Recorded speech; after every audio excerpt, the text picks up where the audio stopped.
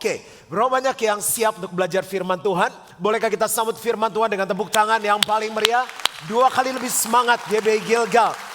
Nah, kita mau belajar lagi tentang iman. Tentang iman. Iman itu penting.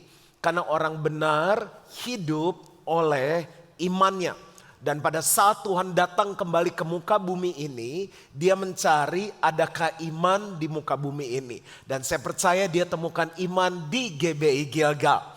Ada pelajaran yang pertama, kalau Bapak Ibu saudara masih ingat, kita belajar tentang siapa? Tentang Habel. Karena iman, Habel mempersembahkan korban yang lebih baik. Jadi ternyata orang yang beriman bukan sekedar percaya kepada Tuhan, tapi orang itu mengerti tentang excellent sacrifice. Yang kedua, kita belajar tentang siapa?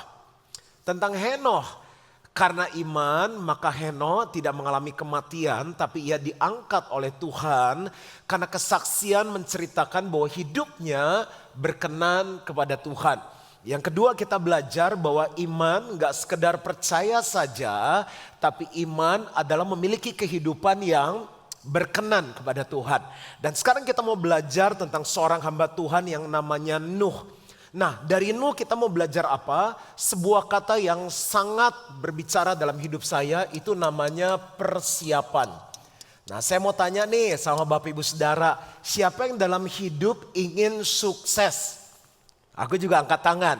Nah, sukses sebuah perjalanan. Bukan berarti di titik ini kita sudah sukses. Tapi kalau kita percaya sama Tuhan, kita akan dibawa lebih lagi. Nah, sukses ini bukan sukses secara dunia, tapi sukses di dalam Tuhan. Saya tulis ya, sukses di dalam Tuhan.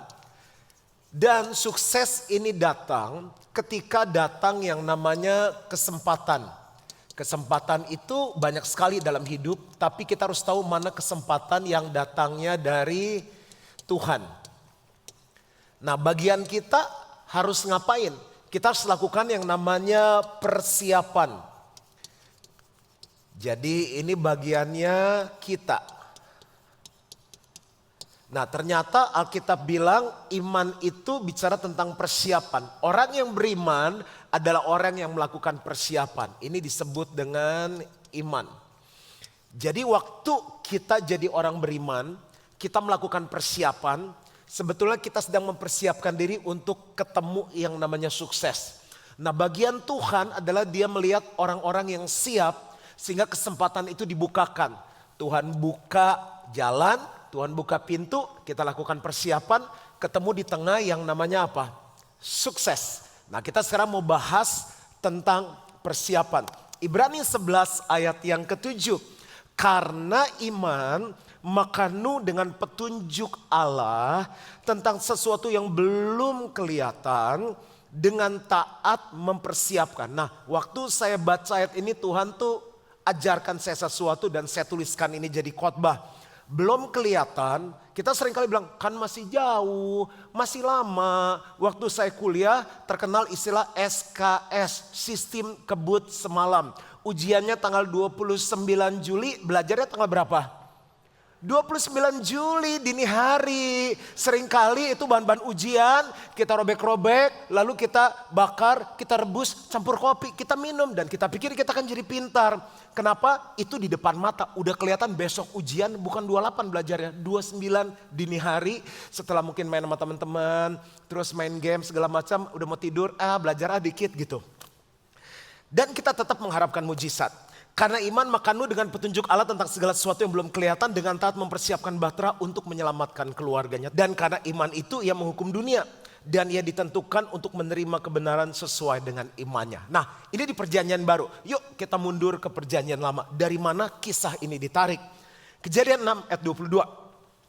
Lalu Nuh melakukan semuanya itu tepat seperti yang diperintahkan Allah kepadanya. Demikianlah dilakukannya. Ini adalah orang yang beriman. Gak gampang. Waktu dia dengar firman, happy banget Nuh. Ini dunia udah jahat ya, tapi kamu dapat kasih karunia di mataku. Aku gak akan menghukum kamu, kamu akan selamat. Tapi kamu harus buat begini, bikin bahtera segini panjangnya, segini lebarnya, segini tingginya. Ada kamar-kamar, lalu masukin binatang-binatang, saya udah pernah cerita. Itu minta ampun repotnya. Dan belum ketahuan tuh air bah jadi datang atau enggak. Cuma karena dia percaya, cuma karena dia punya iman. Apa yang Tuhan ngomong, dia bilang, yes Lord, I'm ready. Dia lakukan persiapan. Lu gak pernah sekolah bikin kapal, Tuhan gak minta nomor rekening untuk transfer biayanya. Kurang apa ngomong-ngomong ya, nanti di toko perlengkapan itu, kalau sekarang kan ada S-Hardware, ada segala macam, nanti aku udah kenalan dapat diskon 15%. Gak ada kayak begitu. Dia siapin. Mau tahu ukurannya gimana? Panjang 135 meter, panjang banget itu. Lalu lebar 22,5 meter. Saya ukur tadi pagi ini 30 meter nih. Jadi hitung-hitung potong 6 meter, 3 meter, 3 meter. Ini lebarnya segini bahtera, panjang ke belakang 135 meter. Tingginya 13,5 meter. Manjatnya pakai apa coba? Ini waktu dibangun, ini saya hafal, ini 11 meter sampai ke atas. Ini 13 meter, di atas ini masih ada banyak kayak besi-besi apa kotornya. Bersihnya ini sekitar 12, tapi kotornya tuh 13 meter. Nih di titik ini sampai ke atas. Itu bahtera gede banget. Bayangin tiap hari Nuh tinggal kayak di kebun binatang. Itu jangan bayangin kebun binatang kayak di Ragunan, Taman Safari. Itu yang namanya anjing. Saya punya anjing satu aja, kalau orang bilang, Ciko behave. Ini rumahnya pastor loh, kamu harus kasih lihat sama tamu. Kita tuh punya attitude. Mau dikasih tahu, itu orang. Mungkin dia punya firasat kali ya. Itu siapa yang datang jemaat atau siapa gitu. Jadi dia gonggong, udah tenang. Bayangin tuh anjing, singa, orang utan.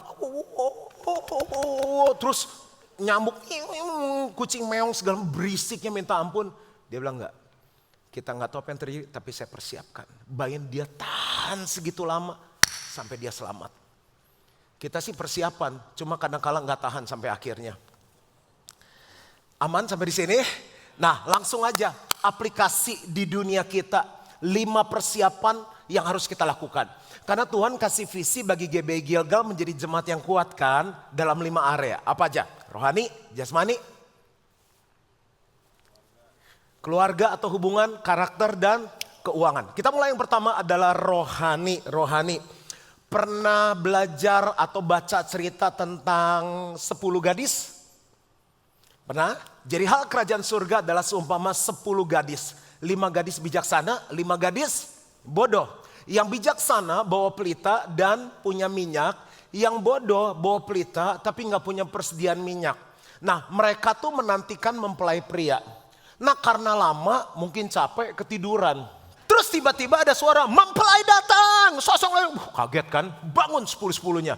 Nah, waktu bangun yang punya pelita tapi gak punya minyak. Wah, udah mau habis nih. Dia bilang sama yang punya cadangan minyak, dia bilang gini, sis, bagi dikit dong, minyaknya udah mau habis.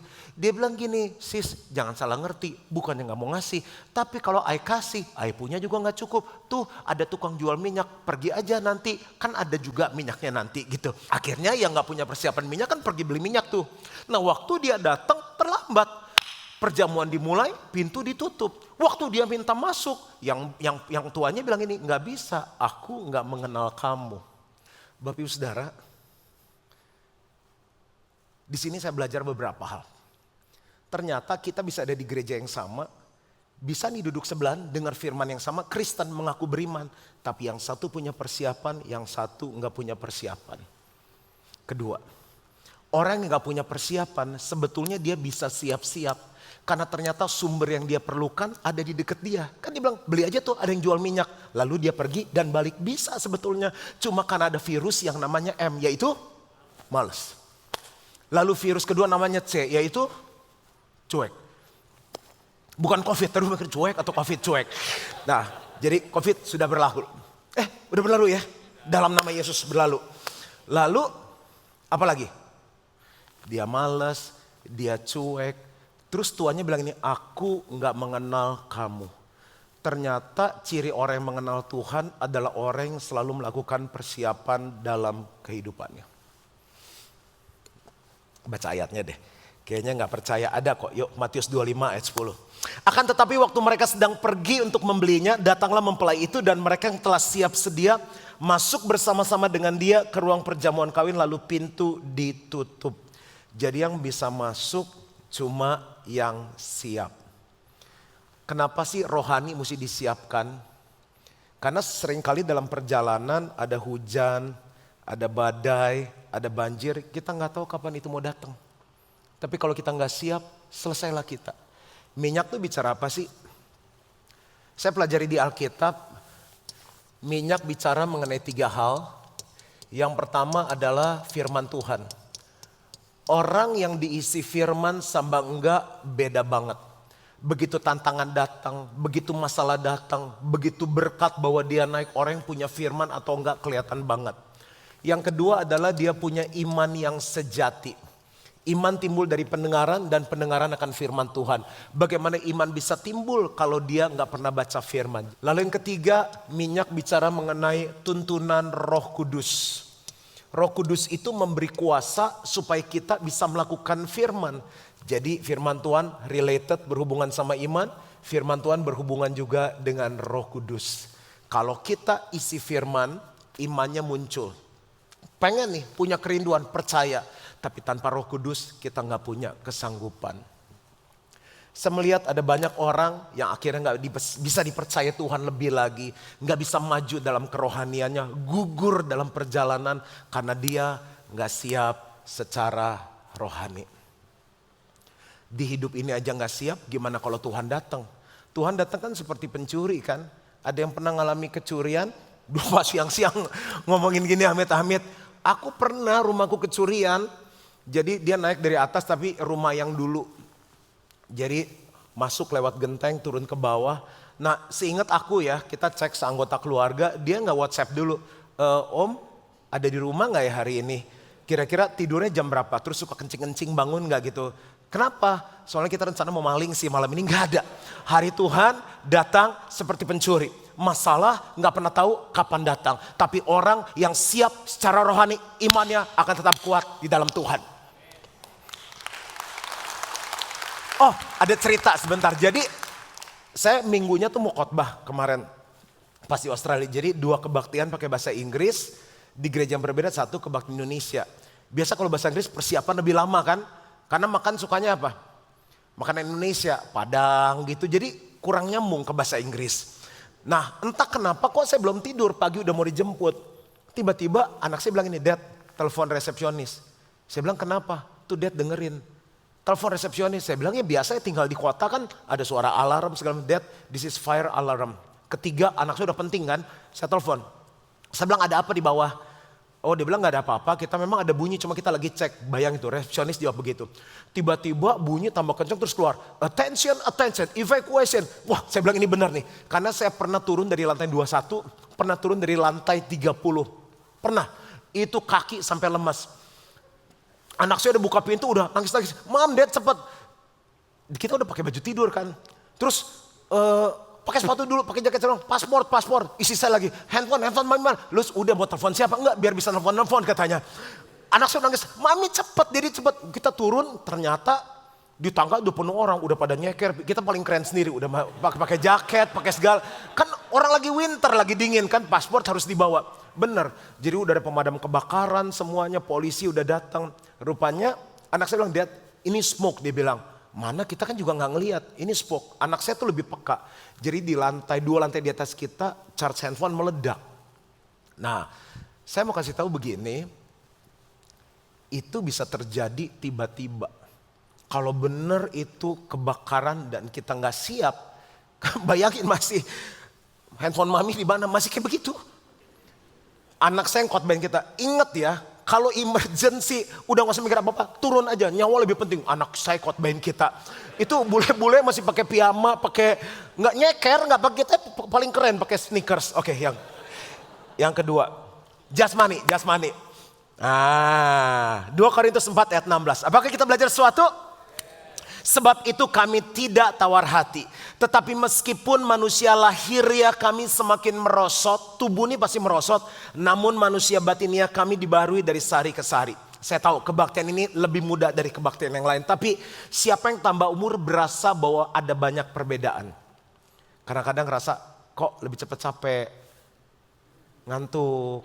Terus makannya sama porsinya tapi kok ngelebar gitu. Aku ngomongnya hati-hati kalau ada yang tersinggung. Teman saya ada yang punya hobi. Setiap kali saya nulis dia fotoin ini nih saya. Bro lu hati-hati lu bro udah mulai botak. Iseng banget di zoom gitu. Enggak lu jangan suka ngatain gue katanya. Sebelum lu bukan nyatet khotbah fotoin botaknya orang. Terus di tas suka ada kapsul-kapsul apa obat kencing. Obat bukan gunung gula. Terus obat darah tinggi. Obat kolesterol. Itu tanda-tanda penuaan. Mau diakalin gimana coba? Tarik, bisa. Sedot, bisa. Apalagi? Botox, bisa. Semuanya deh, tetap kita tua. Tapi ada berita sukacitanya, rohani kita tetap diperbaharui. Ini cuma bukti bahwa kita merosot. Oke. Satu ayat lagi baru nanti saya cerita ini mau dibawa kemana nih. 1 Tesalonika 5 ayat 23. Semoga Allah damai sejahtera menguduskan kamu seluruhnya. Dan semoga apa? Roh, jiwa dan ada kata apa? Tubuhmu terpelihara sempurna dengan tak bercacat pada kedatangan Yesus Kristus Tuhan kita. Permisi tanya, siapa yang mau hidup sampai umur 70 tahun? Oke, 80 tahun? 90? Ya 100? Waduh, bingung juga nih. Oke, yang mau dijemput Tuhan ini kayaknya paling banyak nih. Nggak mati tapi dijemput Tuhan. Nggak jelas nih jemaatnya nih. Yang mau mati di bawah 70 tahun. Nggak ada jebakan benar-benar cuma nanya doang. Oke ya, nggak jelas ya mati umur kapan. Tapi tua nggak? Pasti kan tua kan? Oke lah dijemput Tuhan lah. Kita kan rohani semua kan. Tuhan datang berapa lama lagi? Nah, terus selama nunggu dia datang 10 tahun, 20 tahun, 30 tahun. Oke lah kita sampai umur 90. Pastor John masih hidup 41 tahun lagi. Mendingan nunggu Tuhan sakit atau sehat? Sakit enak gak? Enak sehat kan? Nah kalau kita percaya Tuhan akan jemput kita sampai kita tua. Usul saya orang yang beriman mempersiapkan diri. Sebisa mungkin olahraga. Sebisa saya tiap hari saya olahraga. Kecuali katanya mesti ada istirahat minggu saya istirahat. Tapi juga nih kalau dulu 6 kali kan terus tuh khotbah itu olahraga. Apalagi makan sebisa mungkin yang benar. Setiap tahun 2 kali saya general check up. Hasil general check up saya terakhir di bulan Mei semuanya bagus. Biru HDL tinggi bagus, LDL rendah.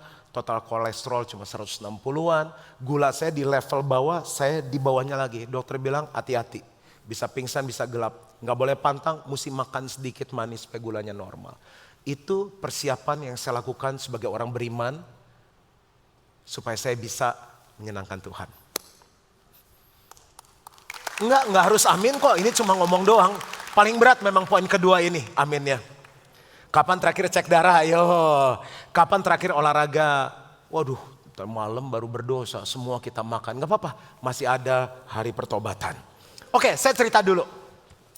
Ada teman saya lebih tua mungkin sekitar 10 tahun ada. Kita panggil dia Mas. Nah, dia tuh hobi ngirimin saya sayur mentah. Sama ikan. Saya tanya, kenapa sih ngirimin saya terus sayur? Oh, dia bilang dia punya kebun sekian hektar. Dia mau produksi itu. Nah akhirnya berapa kali kita pergi bareng makan. Nah setiap kali kita makan malam, dia cuma minum kayak susu protein gitu dikit. Terus makan sayur dikit. Saya bilang kayak kelinci makannya gitu. Terus saya bilang kenapa sih Mas makannya kayak gitu? Dia bilang gini ya. Dulu kita punya berpikiran gini. Kan kita udah dalam Tuhan. Udah gak bisa dosa-dosa lagi kayak mabok lah segala macam. Jadi hiburan kita cuma makan. Jadi makan terus. Nah udah. Tiba-tiba lagi kebaktian, yang khotbah nih mati, deng. Satu lagi pelayanan, deng, mati. Satu di meja makan, lagi makan, mati di depan dia. Dia pernah bawa sampai di tengah jalan gak ketolong di tangan dia. Satu lagi saya udah lupa ceritanya. 4 orang, umur berapa Mas? Karena saya pikiran udah deket-deket kan. 30-an, yang satu 20-an. Di situ saya sedih, dia bilang saya kasih contoh yang gak benar. Mulai sekarang saya mau hidup sehat. Di umur mungkin 60-annya flat perutnya. Olahraga, makan sehat. Saya bilang ini orang yang beriman siap untuk Tuhan datang kembali. Gitu. Jadi saya berharap supaya GBI Gilgal hidup sehat. Yang ketiga, siap yang ketiga. Persiapan apa sih? Hubungan atau keluarga. Entah kenapa waktu saya siapkan ini, Tuhan tuh kasih pengertian gini, kenapa ada keluarga yang bermasalah, coba tarik ke belakang. Itu persiapannya, pacarannya itu kan sukses, persiapan ketemu dengan kesempatan. Siapa yang di sini single dan mau menikah? Ini penting banget. Saya khotbah cepat, kalau nggak keburu catat foto, nanti saya mau bikin IG live khusus bahas ini, bisa Q&A. Kalau yang udah menikah, nggak ada kesempatan lagi. Bertahan dan hidup serupa Kristus. Oke, ini cepat aja. Jadi ini untuk segala usia berguna dan bagi orang tua siapkan anak kita. Saya ngomong ke anak saya, Cak, ingat ya, nggak semua cowok ngomong I love you itu berarti dari Tuhan. Berteman dulu, berteman dekat, butuh waktu untuk kenal orang, kenalin ke daddy mami. Kenalin ke teman-teman, jangan berduaan terus. Karena karakter nggak bisa terlihat saat orang berduaan. Love is blind. Karena saat kita jatuh cinta keluar zat-zat yang membuat kita suka buta. Orang udah bilang bro ini orang gini-gini. Enggak gitu ya, orang buta. Yuk dating yang salah cepat aja ya. Dengan orang yang tidak seiman. Seiman aja nggak gampang apalagi nggak seiman. Yang kedua, dating dengan melakukan hubungan seks. Saya cium istri saya pertama kali setelah kami diberkati nikah, baru ciuman. Yang ketiga, dengan orang yang kita belum yakin menjadi suami atau istri kita. Lu kok jadi jalan sama dia? Ya cadangan daripada nggak ada. Ini sih mendekati oke, mendekati oke. Terus begitu ada yang oke, ditinggal dong yang itu, ya kan? Jadi harus pasti dulu dia bisa jadi future wife, future husband saya. Baru dipacarin, baru nembak, baru ngomong I love you. Kalau enggak teman aja. Yang keempat, dengan orang yang tidak serius atau tidak punya komitmen. Selamat malam om, selamat malam om, saya pacarnya si ini. Oh iya, saya minta izin jadi pacarnya anak om. Oh iya, kapan rencana menikah? Belum tahu om. Mau? Punya mantu kayak gitu? Nggak mau, anak kita digantung, emang anak kucing. Berikut, dengan orang yang tidak membangun, orang jatuh cinta harusnya hidupnya naik. Tapi kalau kita pacaran dan hidupnya turun, perhatiin aja, nilai sekolah turun. Tadinya rajin ke gereja, malas ke gereja. Tadinya pelayanan, sekarang nggak pelayanan. Habis pacarnya aku sih, dia bilang ini jangan terlalu fanatik gitu. Itu belum kawin loh, baru pacaran. Harusnya yang benar, setelah pacaran dia harus naik hidupnya. Makanya ada lagu-lagu jatuh cinta yang perlu kita koreksi. Jatuh cinta. Belum lahir ya? Oke, ganti lagu. Yang When I Fall in Love. Umur berapa sih padaan? Kalau saya bisa tulis lagu, saya mau ganti lagunya. When I Climb in Love. Naik cinta. Orang yang jatuh cinta harusnya hidupnya naik. Itu calon suami, calon istri yang Yang berikutnya, dating yang salah eksklusif berdua, terus juga kayak amplop sama perangkok nempel. Waktu berdua, kita nggak bisa lihat dia yang sesungguhnya. Pergi dalam grup, kita bisa tahu karakter dia yang sesungguhnya. Waktu dia disakitin orang, waktu dia diperlakukan tidak baik sama orang, responnya seperti apa. Dating yang benar adalah perjanjian atau masa persiapan menuju pernikahan, bukan coba-coba atau eksperimen. Kapan mulai dating? Yang pertama, sudah cukup dewasa. Waktu ideal adalah 1 sampai 3 tahun. Kapan mau nikah? 17 tahun lagi. Kalau ntar gak jadi gimana?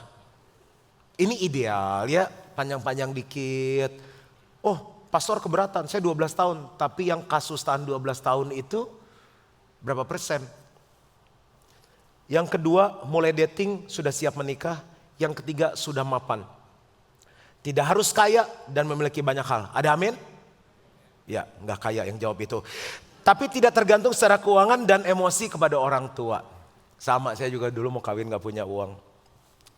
Loh, kalau masih apa-apa, pa, ma, terus ntar ya tanya mama dulu, tanya papa dulu, gimana mau kawin? Jadi Ini nanti kita bahas dalam IG Live. Tapi saya berharap ini menolong karena sukses, persiapan, ketemu dengan kesempatan. Yang keempat, karakter. Apa sih hubungannya karakter sama beriman? Tahu Elia enggak? Elia yang nerusin siapa? Elisa. Elisa hebat enggak? Urapannya 2 kali lipat dari Elia. Tanya lagi. Elisa siapa yang nerusin? Gehazi. Enggak ada yang nerusin. Ih enggak asik, nanya enggak dijawab. Tahu Elia enggak? Yang nerusin siapa? Yang nerusin Elisa siapa? Saya baca ada seorang yang harusnya nerusin dia. Tapi saya enggak temu. Karena Elisa itu melayani Elia. Dan dia lihat bagaimana Elia naik dijemput oleh Tuhan. Dia dapat 2 kali urapan. Elia diperlakukan gak baik, dia ada di sana, dia tetap setia. Nah ini ada ngikutin si Elisa, pelayannya namanya Gehazi. Jadi sesuatu ada seorang yang sakit kusta, namanya Naaman. Ada seorang pembantu wanita bilang gini, itu pergi aja ke nabi itu, dia hebat loh. Ketemu sama Elisa. Elisa bilang, benamkan dirimu mandi 7 kali di sungai, kamu sembuh. Wah udah segala diskusi, emang gak ada sungai yang lebih baik, yang lebih bersih. Akhirnya dia celup juga, sembuh. Pas sembuh, Naaman bilang gini sama Elisa, Lis, enak panggilnya Lis atau A? Lis, karena gak enak. Lis, aku mau kasih hadiah. Ditolak sama Elisa. Nah yuk kita baca ayatnya. Ini kita mau belajar tentang karakter. Siap-siap ya, kita mau tanya jawab. Berpikir, ini Elisa udah nolak, udah enggak, saya enggak mau terima. Berpikirlah Gehazi bujang Elisa abdi Allah, sesungguhnya tuanku terlalu menyegani Naaman orang Aram ini dengan tidak menerima persembahan yang dibawanya. Demi Tuhan yang hidup, sesungguhnya aku akan berlari mengejar dia dan akan menerima sesuatu daripadanya. Baru saja Gehazi masuk dan tampil ke depan tuannya, berkatalah Elisa kepadanya, dari mana Gehazi? Jawabnya, hambamu ini tidak pergi kemana-mana. Ayat 26. Tetapi kata Elisa kepadanya, bukankah hatiku ikut pergi ketika orang itu turun dari atas keretanya mendapatkan engkau?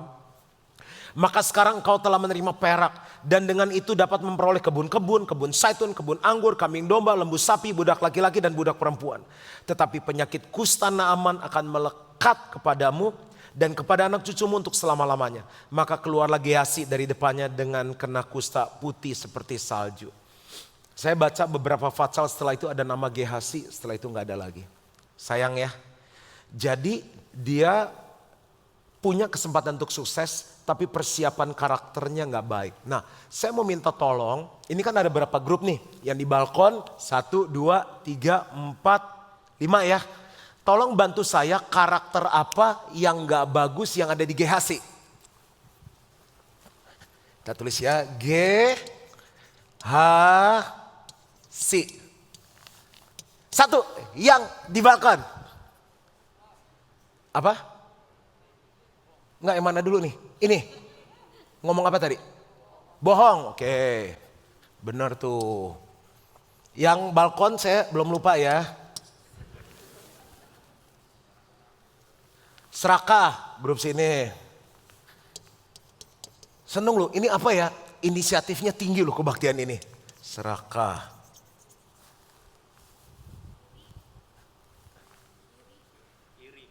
Iri. Dia iri sama siapa?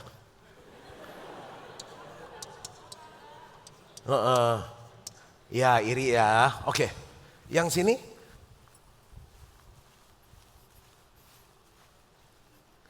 Balkon aku masih ingat.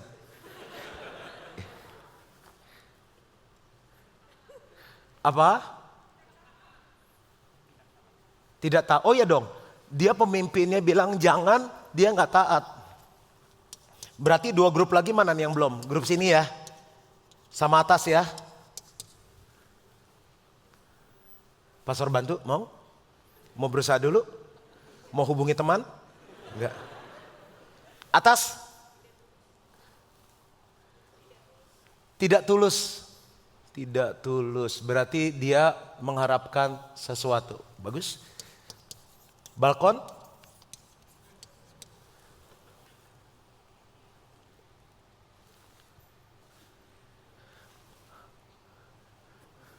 Oh masih diskusi. Oke nggak apa-apa, nanti masih ada kebaktian berikut. Aku lihat adalah cinta uang. Sampai dia mau lari lu ngejar uang. 6 dulu ya, ini kalau bisa jadi satu khotbah panjang banget dibahas karakternya. Oke bayangkan, kan sukses, persiapan, ketemu, kesempatan ya. Jadi kita mau cari orang yang meneruskan kita, menggantikan kita sebagai presiden direktur atau pemimpin perusahaan. Atau kita mau partneran. Dan akhirnya terpilih seorang. Selamat ya kamu terpilih. Yang dipilih kan penasaran. Pak bapak kenapa sih milih saya gini ya. Saya anes aja ya terus terang sama kamu ya. Pertama karena kamu suka bohong. Aku tuh cari orang kepercayaan yang suka bohong. Ya, dan partner yang suka bohong. Yang kedua kamu tuh orangnya serakah ya. Serakah kita perlu banget. Yang ketiga kamu tuh orangnya iri hati. Itu membuat kita cepat maju. Dan yang keempat kamu tuh gak taat. Jadi peraturan yang semua kita buat tuh kamu langgar, bagus sekali. Dan yang berikutnya kamu tuh gak tulus. Saya jarang ketemu orang yang gak tulus. Tapi kamu tuh saya ketemu ular banget kamu. Terus yang berikut tuh kamu cinta banget sama uang. Gue suka banget. Yang gila yang mana? Nah dari cerita ini saya mulai belajar kenapa ada banyak orang yang gak bisa naik dalam hidupnya. Simple, karena dia gak mempersiapkan karakternya untuk ada di atas. Pernah lihat orang-orang yang ada di atas dan akhirnya berakhir di... Kenapa? Karakter. Yang kelima. Semangat, kita belajar sesuatu. Ini penting banget yang terakhir, keuangan. Pernah dengar lagu ini gak? Sampai masa tuamu, aku Yesus tetap dia. Gak apa-apa kan cuma nanya. Dan sampai putih rambutmu Aku telah melakukannya dan mau menanggung kamu terus. Aku mau memikul kamu dan menyelamatkanmu. Itu ayatnya ada di Yesaya. Sampai masa tuamu, sampai putih rambutmu, Tuhan mau gendong gak? Baca deh. Ini memang kelihatannya pinter-pinter kebaktiannya, perlu bukti. Yesaya 4:4, sampai masa tuamu aku tetap dia dan sampai masa putih rambutmu aku menggendong kamu. Aku telah melakukannya dan mau menanggung kamu terus. Aku mau memikul kamu dan menyelamatkan kamu. Sampai tua Tuhan gendong gak? Sampai putih rambutnya Tuhan gendong gak? Tapi beli kue tiaw bayarnya pakai apa? Duit. Kan mau sampai Tuhan jemput kan umurnya kan? Ke rumah sakit beli obat. Jadi Pak total biayanya 2.725.000. Bayarnya pakai apa? Ke supermarket dong, beli shampoo lah segala macam. Pak totalnya 234.543 rupiah. Bayarnya pakai apa? Mungkin gak kita bilang gini, bayar ya, nih pakai foto Yesus gendong aku. Gimana sih beli kue tiaw pakai foto Yesus gendong terus ke rumah sakit, ke Siloam ke kemana tuh banyak rumah sakit kan. Pak, jadi biaya operasinya pakai foto Yesus menggendong aku nih. Ada ini yang udah diedit punya nih. Ending kita di rumah sakit jiwa Grogol. Artinya apa gini? Kita mengaku diri beriman dan kita pikir semuanya magic, simsalabim, abakadabra. Anak-anak kita, cucu kita hidup dalam masa yang sulit, dalam inflasi yang tinggi, mau beli rumah DP mesti berapa, semua harga naik mahal. Saya punya hitungan Gilgal Center 2 setelah pasca Covid, ini ada Pak Oksan di sini, beda banget sama dulu, naik semuanya. Apa yang tua lepas, sorry salah nunjuk, apa yang tua lepas, sama. Kan mau hidup 20-30-50 tahun, pakai apa coba? Nah ada banyak orang berpikir beriman, tiba-tiba duit jatuh dari langit. Persiapan sangat penting. Ayat terakhir Kejadian 41 ayat 34, baiklah juga tuanku Firaun berbuat begini, kata Yusuf. Yakni menempatkan penilik-penilik atas negeri ini dan dalam ke-7 tahun kelimpahan itu memungut 1/5 dari hasil tanah Mesir. Jadi Yusuf usul dari mimpi yang dikasih kepada Firaun, waktu kelimpahan mesti nabung. Saya gak ngajarin kita jadi pelit dan gak pernah memberi, tapi mesti wise pakai uang. Kenapa GBI Gilgal bisa melewati masa krisis kemarin? Gak gampang. Kita punya kewajiban, tiba-tiba boom, gereja tutup. Karena kita belajarin dan kita lakukan persiapan jauh sebelumnya. Pastor Johan akan pensiun? Akan. habis itu. Bapak Ibu Saudara akan memasuki usia pensiun habis itu. Minta hikmat Tuhan bagaimana mengatur keuangan. Orang yang beriman adalah orang yang mempersiapkan diri. Doa saya supaya setiap kita tuh punya financial freedom. Ada 4 hal, saya gak sempat bahas, saya bacakan aja. Yang pertama, financial freedom tuh gini, percaya Tuhan mencukupi. Yang kedua, tidak takut kekurangan. Yang ketiga, menikmati milik kita. Kita akan tua dan kita menikmati milik kita. Yang keempat, tetap bisa memberi. Itu financial freedom. Mungkin gak? Mungkin. Karena firman Tuhan tulis ini. Dan statement terakhir. Benar-benar terakhir. Derajat persiapan kita harus sama dengan derajat yang kita harapkan. Kita mengharapkannya segini, persiapannya segini. Mana bisa? Yang terakhir, jika mengharapkan yang besar, persiapannya harus besar juga.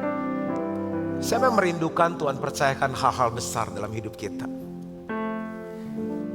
Lakukan bagian kita, persiapan yang besar. Tuhan memberkati. Mari bangkit berdiri sama-sama. Mengiringmu seumur hidupku, masuk dalam rencanamu Bapa. Pikiranku, kehendakku, sikaraba sate, ku serahkan padamu. Harapanku hanya di dalam-Mu, bukan teguh bersama-Mu Tuhan. Jadikanku bertanamu kemuliaan Tuhan untuk mengiringmu seumur hidupku, masuk dalam rencanamu Bapa. Pikiranku, kehendakku, ku serahkan padamu. Harapanku hanya di dalam-Mu, benar Tuhan. Teguh bersama-Mu Tuhan. Sekarang jadikanku berjalan-jalan ya Tuhan, untuk memuliakan-Mu, memuliakan. Amin. Kami mau Tuhan, sama-sama katakan, untuk memuliakan-Mu. Kami sembah Engkau. Shikarada bayana masere bayana, hinarana mayana masere bayana.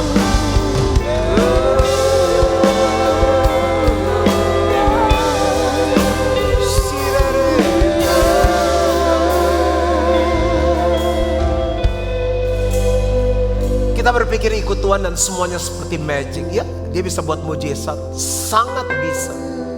Tapi kalau semuanya seperti itu, kita nggak akan jadi orang Kristen yang kuat. Kita bisa lupa Tuhan, tinggalkan Tuhan, lemah. Begitu masalah pergumulan datang, kita terkapar. Tuhan izinkan ini supaya kita jadi kuat. Belajar membangun sebuah persiapan. Bagaimana dengan rohanimu? Apakah penuh dengan firman? Penuh dengan iman? Penuh dengan Roh Kudus? Bagaimana dengan fisikmu? Saya nggak sempurna, tapi saya berusaha sebisa saya. Karena saya mau tua, tapi saya sehat. Bagaimana dengan hubungan? Ya sedang pacaran bisa renungkan hal-hal tadi. Apakah kita persiapkan anak-anak kita dengan value-value yang baik yang tadi kita belajar? Bagaimana dalam hal karakter? Seorang Gehazi gagal karena dia nggak siapkan karakternya. Bagaimana dengan keuangan? Gak ada yang terlambat. Because faith is now. Ibrani 11 ayat 1 bilang, now faith is the substance of things hoped for and the evidence of things not seen. Faith is now. Gak ada yang pernah terlambat. Lakukan bagian kita, Tuhan lakukan bagiannya. Saya mau setiap kita bisa hidup sesuai firman Tuhan, financial freedom. Berapa banyak yang dengar firman ini dan Roh Kudus bicara sesuatu. Dan kita bilang, Tuhan, aku mau mulai lakukan persiapan. Entah nomor 1, nomor 4, nomor 3. Jika itu Engkau orang yang angkat tanganmu, dan saya mau berdoa untuk kita semua. Tuhan, ini anak-anak-Mu. Kau melihat tangan-tangan yang diangkat saat mereka pulang dan mengevaluasi hidup.